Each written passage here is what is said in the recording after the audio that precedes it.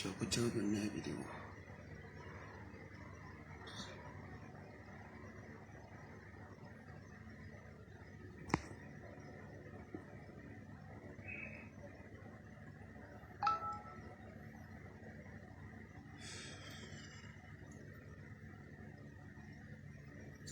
A minute.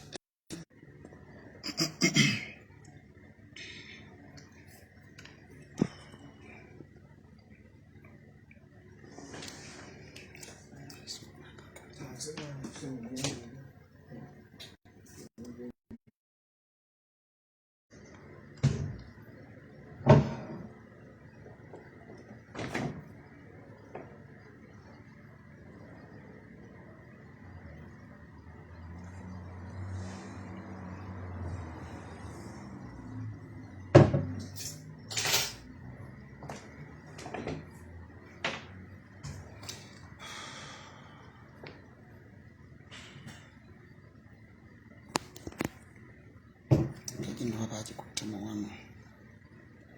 Akachakwata.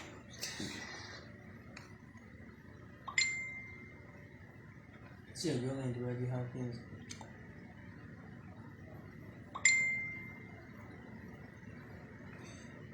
Ndo wanga jiwakwata.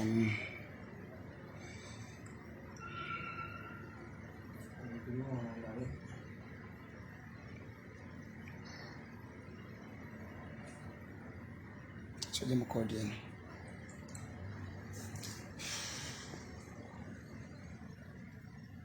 Kodi.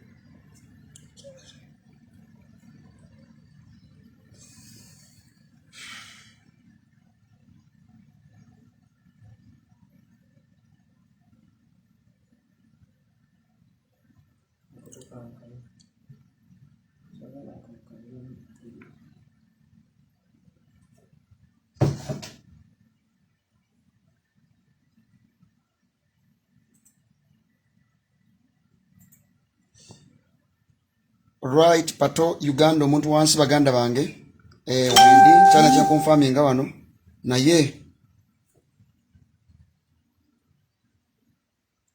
ojiro sharing message ya mudakika nga 2 katono nnyo mbeko ke confirming.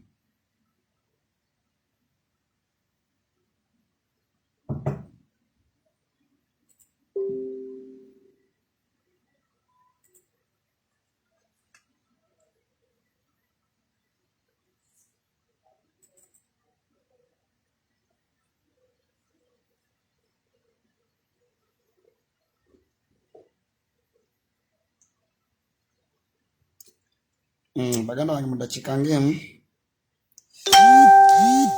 ngenda kubamba buulira embeera nga weyimiridde as of now.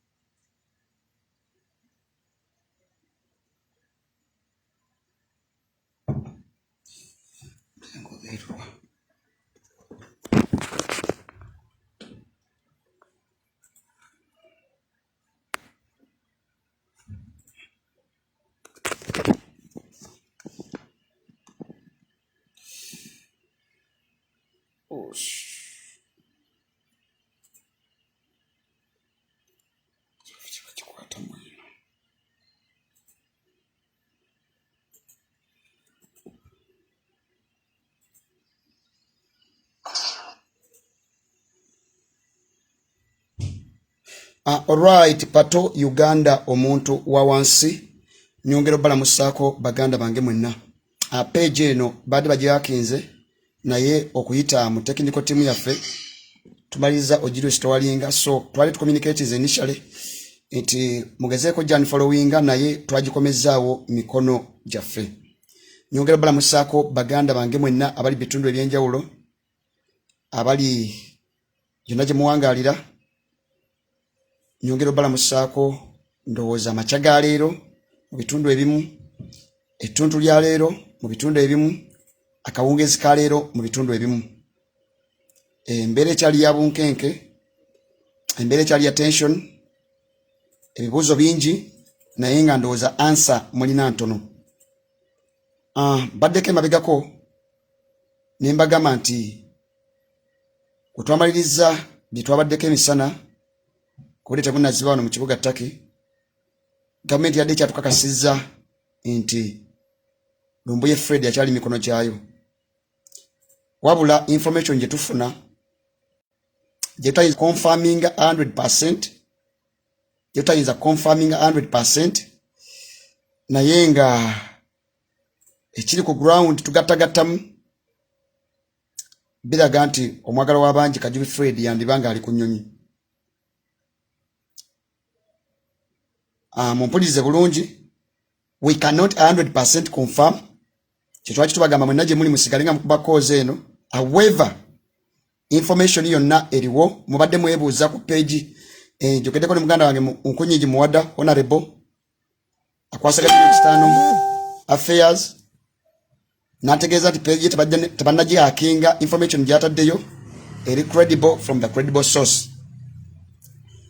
Therefore ekiriwo kiri nti we tukola check-in ku kisawe kya Istanbul ekyennyonyi, amanya ga muganda waffe galabikirako mu bakoze booking ya ticket ya Turkish Airlines, galabikako era mwawo bennyini abadde bagenda mu check-in. Information gyefuna okuva e Kampala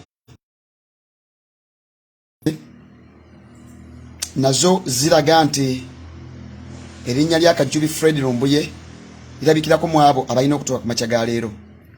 We cannot confirm 100% nti ali ku nnyonyi. However much signals zonna eziriwo eziri ku ground, embeera yonna eriwo tugeza kugattagatta Kajubi Fred yandibanga ali ku nnyonyi. We cannot confirm it 100%. Sala zokka. Antegeezeddwa nti ku kisaawe Entebbe bamaze okukola deployment, waliwo military direct ne bange ekyankalanamu. Ntegeezeddwa nti ku kisaawe Entebbe bamaze okuyiwa amagye, bamaze okuyiwa military awa zino. Kyentegeddeko ekirala mbageezako basomera mu mbeera nga weyimiridde essaawa zino. Embassy ya Ttaki mu kibuga Kampala wenjogera eri under military siege. Embassy ya Ttaki mu kibuga Kampala wenjogera eri under military siege. So embeera yonna obunkenke bungi mu ggwanga Uganda, indicators zonna eziri ku ground ziraga ti muganda waffe yandiba. I cannot confirm it 100%, naye nga ekiri ku embassy ya Ttaki mu ggwanga Uganda eri under military siege. This very evening eyonaku oluyise embassy rather ambassador wa Ttaki mu ggwanga Uganda afulumye eggwanga Uganda. What I can confirm, ambassador wa Ttaki mu ggwanga Uganda yakafuluma eggwanga lya Uganda. Mu kufuluma kwe nga amaze okufuluma embassy ya Ttaki mu kibuga Kampala ne bagiteeka under military siege. Ngezaako ku ensonga ez'enjawulo olondobemu otulabe embeera we tuyimiridde. Waliwo possibility ennene nnyo okubanga nti system ye Ttaki erimu loopholes. System ye Ttaki nyangu ya compromising. There is a higher possibility nti regime ya Museveni ya compromises system ya wano muganda waffe ne bamutika. I cannot confirm it 100%. However, tugezaako gatta information yonna gye tufuna nga tulaba nti etaalinga. Nfunye kwa information nti bakoze booking ku Emirates ya ticket ya Uganda waffe ya mirundi ebiri ne bakola booking ku nyonyi ya Ethiopian Airways nenga kyonna kibaliko teekawo confusion then ne bakola booking ku Turkish Airlines. Wamazo kitegeera nti Ethiopian erimu transit esooka negenda Addis Ababa ne mane connecting Kampala ne Emirates erimu transit esooka wano negende Dubai ne connecting Kampala badde beetaaga ennyonyi evuga route emu egenda straight mu kibuga Kampala era ne bakozesa ennyonyi oba airways ya government ya wane Turkey ya Turkish Airways. We cannot confirm it 100%. Mugende maaso nga mukyakikuba however much ekiri ku ground tugezaako gattagattamu embeera bwetyo bweyimirira babadde beetaaga update. Embeera bwetyo bweyimiridde ntegeezeddwa nti ekisawe ky'Entebbe kubanga kyentegeera nti ssaawa ziba ziri mukaaga kati zigenda mu ssaawa 7 njogera ku East African Standard Time ez'e Kampala zigenda mu ssaawa 7 ennyonyi erina okulandinga ku ssaawa 8 n'eddakiika ezigwamu. Mawulidde statement y'ODM nti waba wakutuuka alina okutuuka mu early morning hours. So ekiri ku kisaawe Entebbe ntegeddeko nti ekisaawe kiri under siege bakisazeeko bamaze okukola deployment naye n'essaawa zaatuukiramu kabadde kakodyo nga kapange singa abanga ali ku nnyonyi as of now. Singa abanga ali ku nnyonyi as of now. We cannot confirm it 100%. However, depending on whatever is taking place on ground, all the indicators, they are pointing at one thing.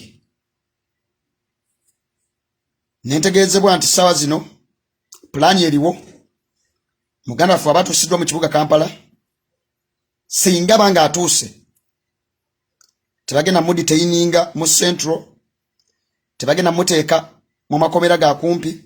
Ntegeezeddwa nti ayinza ovugibwa direct namutwala paka eggulu sina kindi ayinza okubeera airlifted. Kiddamu Lumbuye nga tuuse ku kisaawe Entebbe singa abanga ali mu nnyonyi as of now.